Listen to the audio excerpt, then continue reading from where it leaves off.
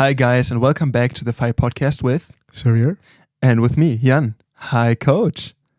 Can I talk now? You can talk now. Hi, how are you? Nice to have you back. Nice to be back. I think it's very interesting how different the circumstances under which we do these podcasts are. Last time we were in the gym in Jerusalem. Now we're in Germany in the studio again. That was fun though, wasn't it? I loved that. Also, I think it's very authentic because this way, like you talk on these podcasts, of course, it's your opinions, it's your positions, but also in that way, people can kind of partake a little into, like they can see what you do every day. Because for the whole time we've been there, I think the rabbi came every single day to train, right? He trains every day with me, I think for the past 5 years at least. Mm-hmm. He never skips a day. And also, for people who will meet the rabbi at some point, don't ask or don't tell the rabbi, "Oh, you don't look as strong as you are." It's not a nice way to appreciate that he's a strong dude. Also, he's not really a rabbi, so don't ask him any rabbi related stuff. Exactly. He doesn't know. Don't go into detail about the Torah. Exactly. No, I think especially with like Dom, who kind of masters these podcasts, like he does some patchwork, patching up and some mastering. And yesterday I've seen him do something with an AI where he puts the podcast into the AI and it comes out sounding super clean. It cleans the background up. Yes, and the issue was the first time I think he did that with the Italian one and with the one in Israel, and on one hand, I think it's a good idea because then some of the background noise is gone. But also, I was wondering if, especially in the last one, you can even hear the rabbi working out, because it might sound a little weird if we're having a conversation. Then you're like, the rabbi has to do a set, and then there's nothing for like 5 minutes. Yeah, but I showed you the text I got from a very nice person. Yes. I said, the grunting rabbi is a motivator. I mean, the AI wouldn't count that out because it's also a voice, right? In the background. But also, I think it lends something to the atmosphere of the whole thing when you hear him like throwing down the weight all the time. Has this very metally sound to it. Now, also, I think in that podcast we introduced like 4 or 5 people, right? There were so many people in the gym at that time. Coming in and out. Yeah. It was nice. I'm not sure if I'm not sure if that made it into the podcast, but I think even Hannah said goodbye. But I think it made it in. It made it in because it was at the very far end. I'm not sure. But that's one of those podcasts where I like that in Genoa too, because that was like the first time we tried that out. Because right now, for the listeners, we're at the studio, so we have like super high tech equipment. There's 2 big mics. There's a whole setup with a soundboard, with a computer and stuff. But the last 2 podcasts on the road. Yeah, and it's like I'm gonna do more of those though, because I want to also find ways of. I think there's a lot of interesting people who are on the road in ICCS, and I would love to get them on here. I think that's also a very good thing for. If like when people listen to those, that's how they can get to meet or get to know all of the people that take part in ICCS, because you're the head instructor of ICCS, but you're not all of ICCS. Like the people make ICCS as well. I've met a lot of those people, great people, and I think that's a big part of what makes up ICCS is that you choose very much who gets to be part of it. I'm here now for 2 days, filming and doing podcasts, but mostly filming for a project we're working on. Mm-hmm. And then I'm going to Arizona for a pro course. It's going to be great with Howard. Howard is a wonderful, wonderful guy. Have you met Howard? However, I have never been to the States. He was in Europe a couple times. He was in Europe? Yeah, he likes in to Belgium? Come, he wasn't there last year, but he likes to come to the European one too. Maybe he can be this October. I'm not sure. I think he wants to. But I'll ask him. I can ask him this weekend. Okay, ask him. Yeah, and then the second course is going to be in Alabama, in Montgomery, with Bill Batwell, a great person, a great friend. So I'm looking forward to it, and I would love to get them also like talking. Both of those people I mentioned are lifelong martial artists. Over back when the dinosaurs were still alive. So I would love to get them on here. They have a lot of information, a lot of knowledge. Also, I've noticed that sometimes when people are not native in English, then they are kind of they don't like being on air speaking in in English. And with both of these guys, they're both born in the USA too. Yeah. So so it's easy going. Real thing. No, I think that's a good idea. Also, how do you plan those trips? Do you usually kind of collect them? Like, okay, I have like 3 or 4 gyms in Europe. I need to visit right now. So go to Europe once and then. It's planned. I don't know, a couple of months in advance. Sometimes even more. Like, the things that are like set in stone, pretty much, is the European convention. Mm-hmm. That's once a year. Last couple of years it was in Belgium. It doesn't have to always be in Belgium. That's where all the instructors, it's open to students as well, but that's where the major testing goes on, and at least 10 different countries come. But like I said before, there's also people from the US who come. It's really, you've been there. It's a great experience. So that's that one. And then we try to do it every first weekend of November. Mm-hmm. The USA one, that's in Florida by Josh Fry. So then all the American gyms kind of go there. Okay. Yeah, all the US gyms go, and same great vibes. We still, it's smaller than the European one, but it's also open for students, and it's great. Mm-hmm. So those 2 things, and then of course I come here a lot for instructor training, and we're doing starting October. We're doing a ICCS street boxing instructor course, mm-hmm. which is going to be great.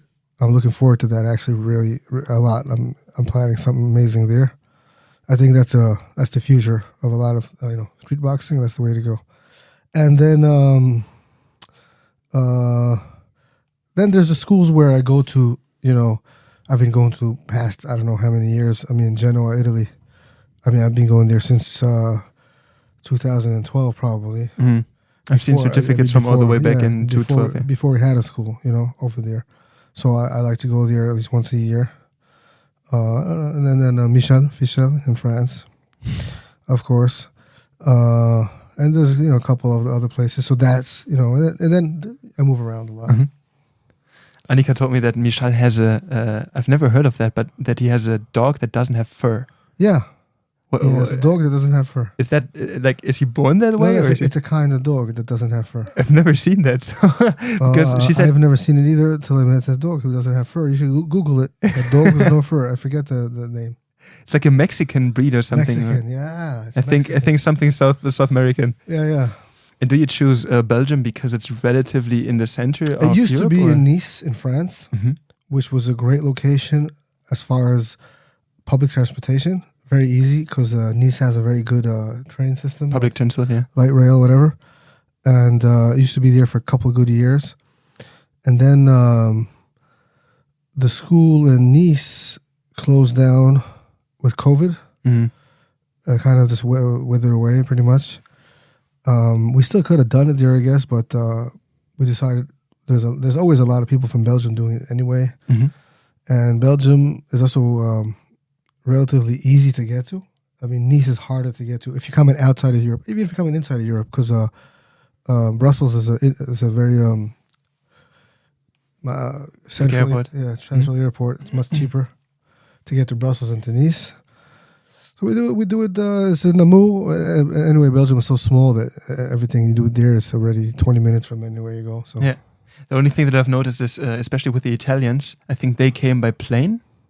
I'm not sure, but I think Danielle and his girlfriend came by plane, and they had issues coming there because of all of the other people from Europe kind of drove there, because that's usually how you do stuff in Europe. Yeah. Because especially also for Genoa, we also drove by car. It was like a 14-hour drive, but then you're there. And they flew, but then they were so far out that they had to drive there by car still. And so, it's because the like airport is pretty far out. I think like an hour from there. Yeah, with a car probably. And I think also, but all the other people, the Italians, the Luxembourgians, all of those people came by cars. So you have like 10 people who park there, who have the cars filled up with stuff. It's the same in Genoa. I think when we drove there, it was like a 14-hour drive, as I said. And Annika's car doesn't have air conditioning. and it was, I think, 32 degrees Celsius, not Fahrenheit. Like, I think I have to clarify that. But the car doesn't have air conditioning, and so the whole way there and also back, it was like a traffic jams, the heat, and the car is dark green, so it heated up the whole way. We came here, we were so dehydrated. Sounds like a fun drive. Very fun drive. In the US, everything is very far very spread apart, right? You can't really drive by car many places, right? You could if you want to. 14 hours, people have done that. But it's far. Yeah, it's really far. Because I think I underestimate, because if you look at a map, because of the way... It depends where you're going, of course.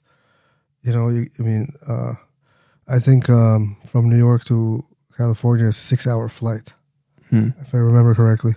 So, I mean, I don't know. You could drive if you want to, but it's going to take you a while. Multiple days. Yeah. What phone is this? This happened once again. We can't find the phone in the studio. It's over there. Because I'm not sure whose phone that is. That happened once in the past. I'm not sure whose phone it is, but Dom and me were standing here, and the phone went off, and we were super confused. Like, which phone is it? Like, where is it? It was somewhere back there on the desk. This happens. I'm sorry. Problem solved. Phone call declined. So you're giving the pro courses in Alabama and two pro courses. Yeah, one is going to be in Arizona, and then one is going to be in Alabama. The one in Arizona is going to be too close to shoot course, so it's basically everything to do with a handgun in close quarter, a hand-to-hand situation. So like gun against knife, ground fighting with a gun, crowd passing with a gun. It's basically everything you need to know around your pistol, around the actual without the hitting actual a target. Yeah, so I think anybody who has a handgun is a must. If you don't do a course like this, so you're lacking in a lot of information that you need to have for battle. It's a must. So that's going to be great.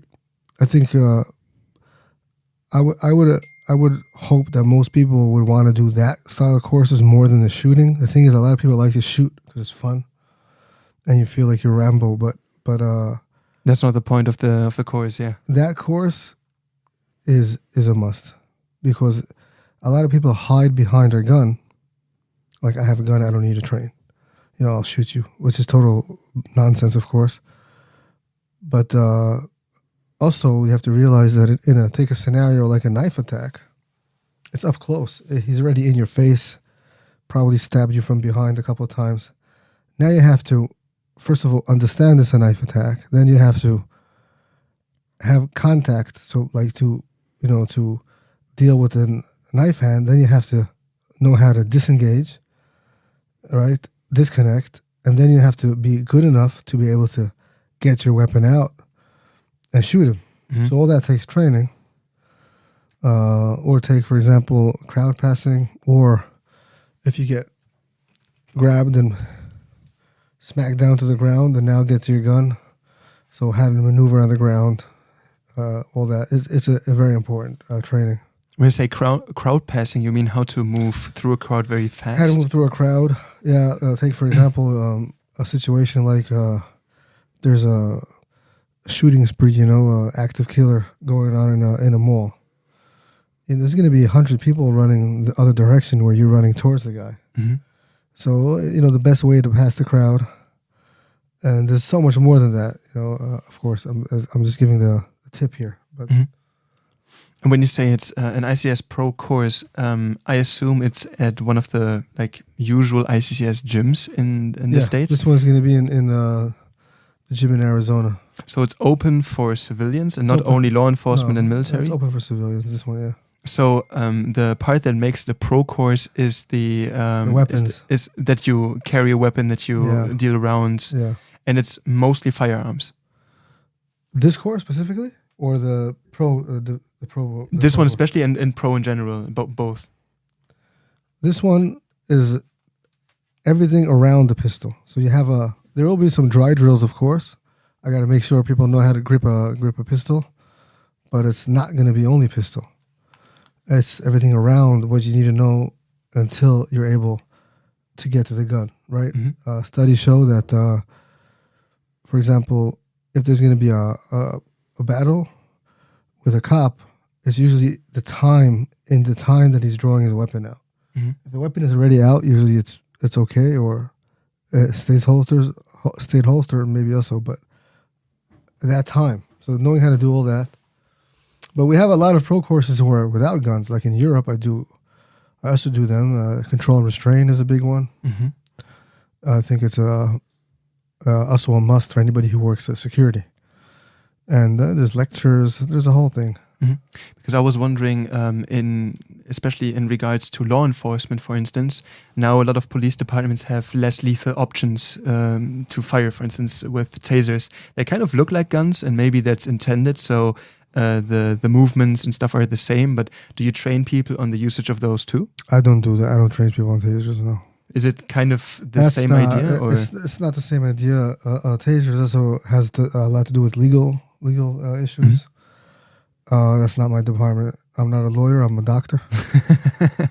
You're a conflict management manager. No, I train people with the guns itself.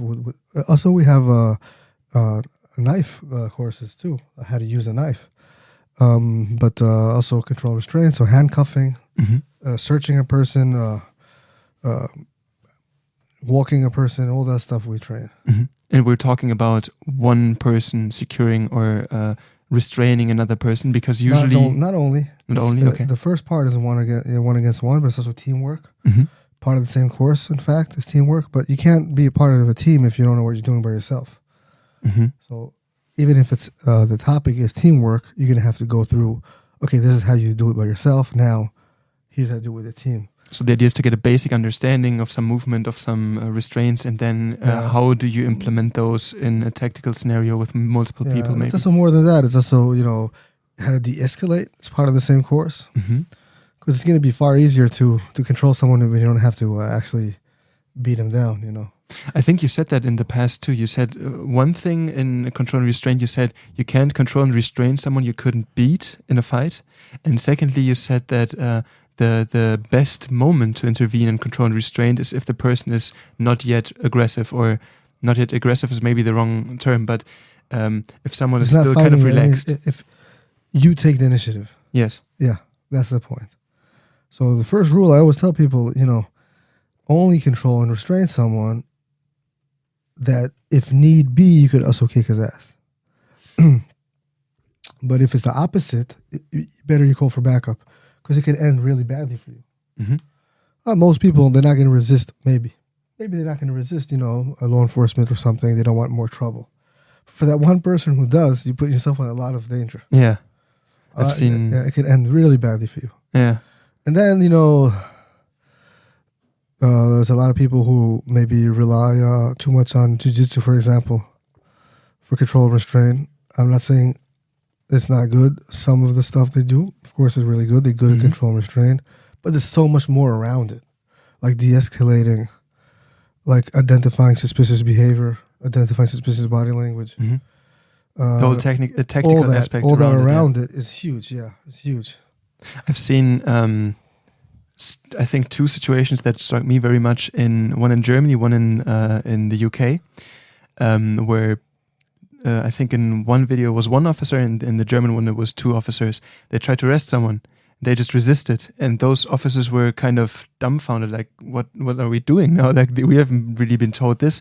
There's some certain ideas. There's something we've been taught how to interact with those people. But I think with law enforcement, not in general, but I think especially in Northern Europe, I think a lot of it is relying on the uniform, on the authority you have, because you have a team, you have the uniforms, you have the respect, and even if someone resists, you have a whole system of backup. There's reasons for someone to respect someone in a uniform, because it's trouble for them, even if they resist. And I think that's something where if you have people who are inclined to engage with these sorts of behaviors, who are into organized crime, whatever, those are not the kind of people who respect a uniform. And I think that's where it gets dangerous, especially if you're like there's different ranks at least in the German police force where you enter, and if you're like a basic a cop, I think would be the American counterpart. the thing is, you're not trained for special intervention. You shouldn't be doing it either. Like, I mean, it could happen, but usually those kind of jobs are given to people who are more qualified for those kind of jobs. Yeah, but if it happens, you're on gonna go accident, and arrest it's also not exactly the same, because if you know, like, we're taking the initiative and we're going to arrest a dangerous criminal. He's violent. Maybe he's known for the fact that he has weapons. The whole behavior around it is far more aggressive.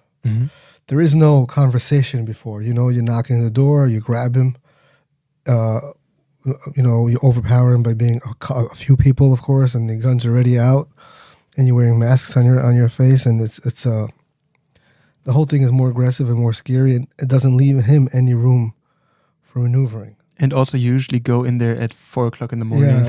Yeah, you go in there. It's in a way that's an easier job, because you're taking the initiative. You have all the control. You have the element of surprise, and boom, you're in. You have to be highly trained, but it's less risk. You're in and out. But the people who are outside, just doing their everyday work, are, you know, you walk up to a person, you don't know who he is, you don't know what he's capable of, and you can't also, you know, threaten him for no reason. So you don't know his reaction to you. So a person like that, also he's not as trained, is in far more danger, if you ask me, because it's less controlled of an environment. Less control in an environment, and it's also, you know, the everyday kind of routine gets you to a point where you're used to it and nothing ever happens, and your guard is down.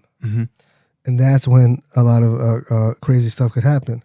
Especially if you do it over like a 10-hour day or something. Yeah, if there's like a pyramid of like alertness, let's say if you want to imagine one, so like in the beginning, let's say you jump on someone, you know, your guard is really up, you know, then you have them under custody, for example. But they show that like between him driving in a vehicle and then him getting arrested or moving towards a prison is usually it could be violence. People realize what's going on, what's about to happen. And that's usually when the guards, the cop guard is down, because he feels like he's got it under control. Yeah. So it's interesting. They change, the role kind of changes. So like I'm saying, there's a lot to know around control and restraint, not just how to mount someone. Yeah, I've heard that said a lot of times in regards to U.S. police forces, where an instructor I follow sometimes, I watch some of his stuff because it's interesting that he breaks down those kinds of scenarios where police officers get overwhelmed or have situations where they are in contact with a gunfire or something, and usually he puts afterwards stay vigilant.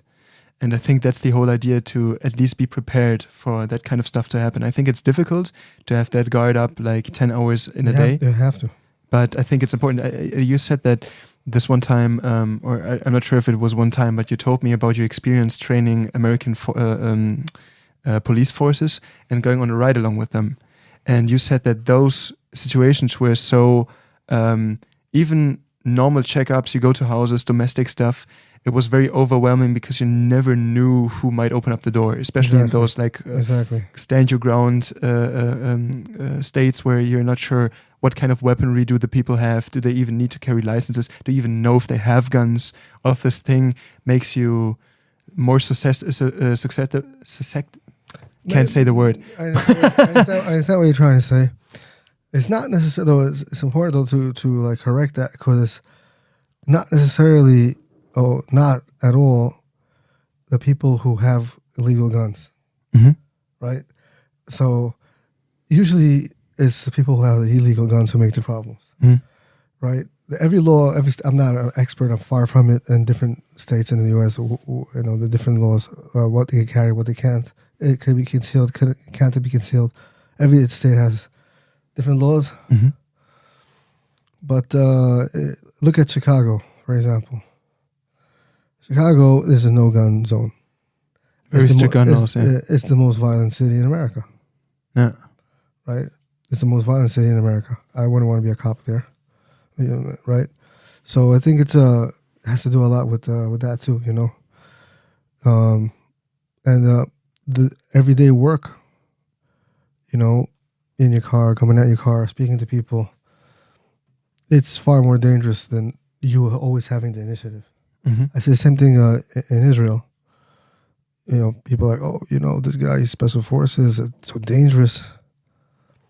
Maybe it is in a way, but also not, because you do quote unquote dangerous work, but you're the one who's charging in. Mm-hmm. The poor soldier who's at the roadblock. Yeah. For 12-hour shifts. And doesn't know when or if something strikes. Trying to stay alert in 35 degrees Celsius with a helmet on for 12 hours in a roadblock. It's a very, very difficult thing to do when nothing ever happens. And then when it happens like so fast. So yeah, I think that's in a way more dangerous job. Also with patrols, when they get ambushed, that's also a thing. You drive, you do that for like a week, nothing happens, and then one sudden thing, you're in an ambush and everything shuts down. I think that's something where I've heard that with people in the Iraq war, where they talked about their experience there, and they said that the issue is when you're patrolling the streets, there's these what are they called? These improvised explosives, IUDs or something. Yeah. And the main issue is you're driving around. Nothing happens, but then there's like a little bit of like trash on the side of the road, and that's an explosive. And those people, when they do that every single day, and it's always these like ambush situations. It's never like up front. It's always you drive somewhere and everything shuts down. That's how they fight you. It's never up front. And that's where, especially with these guerrilla situations, that's how these work. And I think that's the issue with when those people come home. It's very important not to have always the same routine. You break your routine a little bit. Change the shifts around a little bit, because let's say a shift change is a very, very strong weak point. A very strong weak point between. Everybody knows that. There was a case years ago already in Israel where there was a horrible situation. I forget how many were killed, but I believe about 6 or 7 soldiers were killed. And it was a day where there was one unit who was guarding this area for about 4 or 5 months. And then they were finished and another unit came. And that night when there was the shift change, and it was still a little messy and I was not sure what that was. Obviously, people coming into the base knew that there was a shift change. So very important not to always do it at the same time. You learn from those kind of sad mistakes a lot, I was at a roadblock once, a long time ago, with a few of my friends. We're just stopping by, and then we hear this kid walking over to a soldier.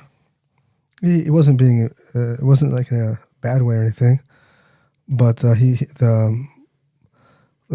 officer of the roadblock, he tells him, "Oh, today you guys are screwed."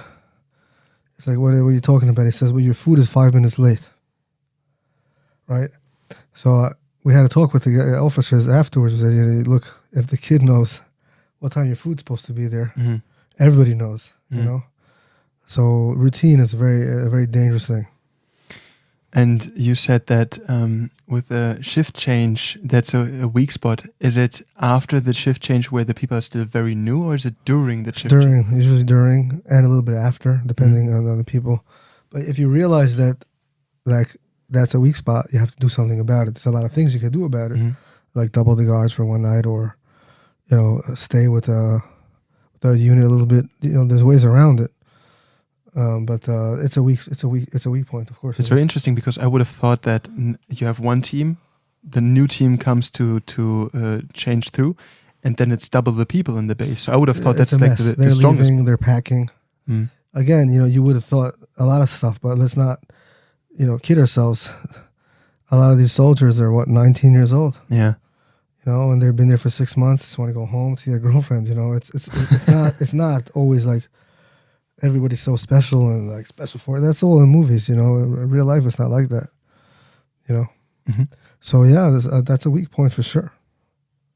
And when you train these these units, it's very different from the ICCS Pro course because you do more of that strategic work too, right? Which units? When you train the Israeli units in comparison to when you do ICCS Pro courses. Some of it's the same as far as control restraint is the same. Mm-hmm. So on the technical side, yeah, but some of it's different depending on what you need. Mm-hmm. You know, it's all depending on what the person needs. You're not gonna waste his time with something he doesn't need to know. Mm-hmm. Especially when you have a very strict frame of time for, especially exactly. when you have a unit there, you have to get ready in a certain amount of time. That's the time you have, and you're not going to waste the time. When you do with civilians, usually those people come multiple times. You see them again. Exactly. And I think that's where you get more and more time, especially when you think about the normal, the not ICCS Pro, but the ICCS branch for fighting. You see those people usually take a couple of years to finish their programs. Yeah. And so that's where you reap benefits through practice and through development in the time in between the times you're here and the times you do the more than that courses. A lot of times when you teach security guards, I did it for years. Is people they don't even want to be there. They're forced to be there by work. And they get paid to be there, you know. And a lot of them don't even want to listen. Doesn't matter. You could be the best instructor in the world. They just don't want to be there. Uh-huh. You know, a lot of times they were forced to come from work, understandably, after a shift. So imagine 12-hour shift. Oh, and then afterwards, then go train Krav Maga for a couple of hours. Then go to university to study. So they have a lot of resentment towards the whole world, you know, as if I forced them to come train. It's their freaking problem. Mm-hmm. But it happens a lot, right? People have this assumption that everyone's so special. No, if everyone's special, then everyone would be special. Then no one would be special, exactly. Yeah. But no, absolutely not. The motivation is not that high. In the special forces, it could be, of course. Mm-hmm. But that's why they call it special. You know, but the regular, average security guards, they don't want to learn anything. Give them the shortest thing possible. How do you work around? It's around the world. It's like that. Not anywhere you go. Mm-hmm. And how do you work around the fact that someone might not be willing to take your advice? First of all, you have to be. It's not willing to take your advice. He knows you're a good instructor. It's not about that. He just doesn't want to be there. He has no motivation to be there. Mm-hmm. He's tired of. Yeah, and then well, you know, sometimes there's a violent attack happens, so everyone's motivated for a couple months. Oh, you see what happened? But you go back and people forget very quickly. You know. Mm-hmm. So yeah, it's you have to deal with a lot of discipline sometimes. Like you feel like they're children. You really do. Yeah, I've noticed that too. Sometimes you give a class, and especially in the beginning of the school year again with teens, for instance, or with the adults, if it's like it's just a warm day and the people come in and they're already tired, then you're like, why you're here if you don't want to? Yeah, but that's even worse. I mean, they're paying money to be there. Yeah, that's so these guys are getting paid to come. Yeah, by their work, you know, and they pay a lot. And you know, they just say that I was here so I could work. You know what I mean? Uh-huh. You know, but that doesn't matter. You still have to do your job. Still have to explain to them why, and they still have to understand why it's important. And you still have to teach them the best you could, mm-hmm. You know. But that's how it is. And then it's important not to keep it too theoretical, to break it up sometimes so they can move. Because I've noticed, like, if you let them sit and you talk to them all the time, then they just shut down. Well, we have different. You know, you got to keep standards high. So there's physical tests, mm-hmm. there's shooting tests, and there's Krav tests. And if they don't pass the test, they don't work. Mm-hmm. You know, so.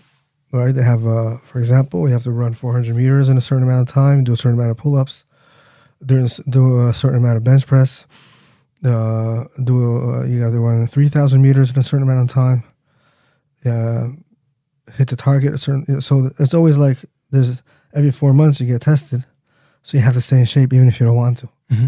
And these are high-paying jobs, you know.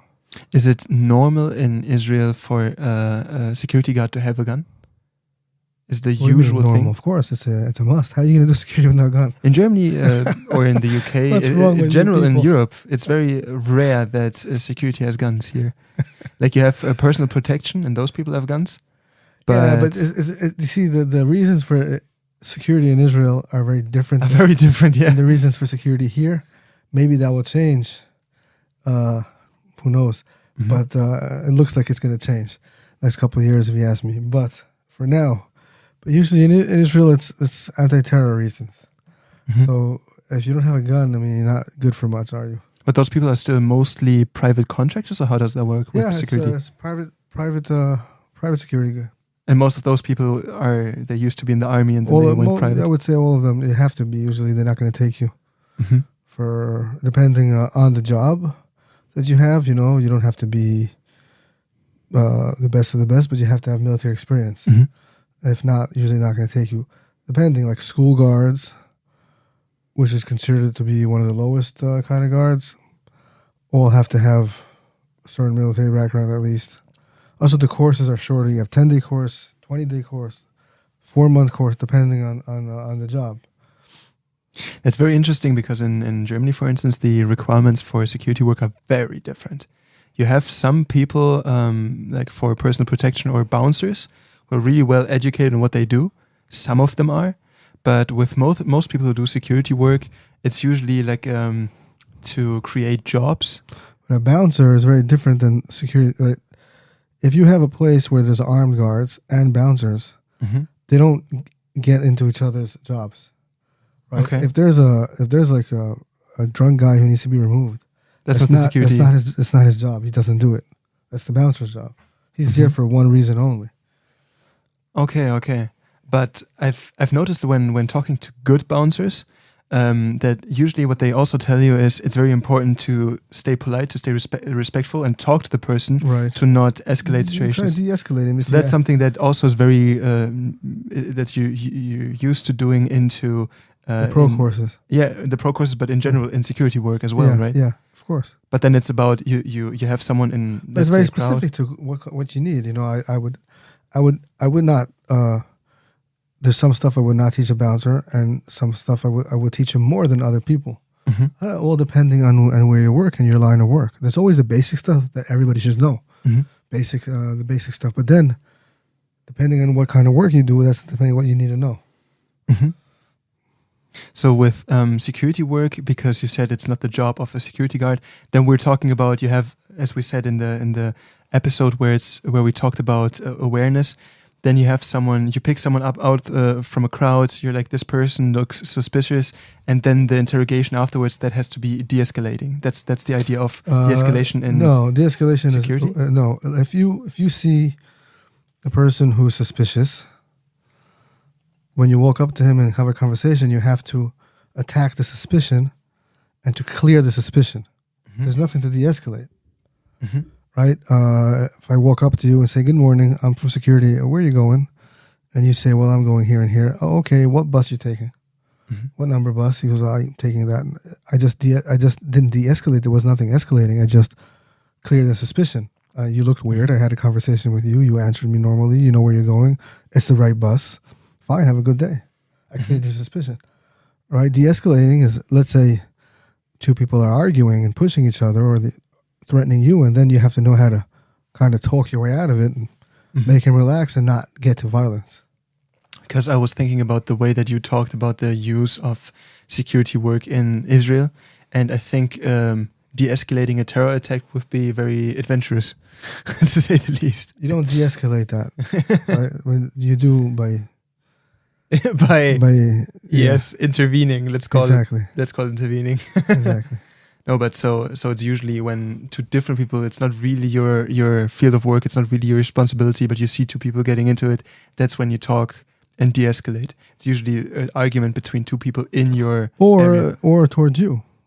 It could be towards you or towards others. If you're responsible for the quiet of that area, and then people are going out in that area, then it's your responsibility to de-escalate the situation, Mm-hmm. however you see fit.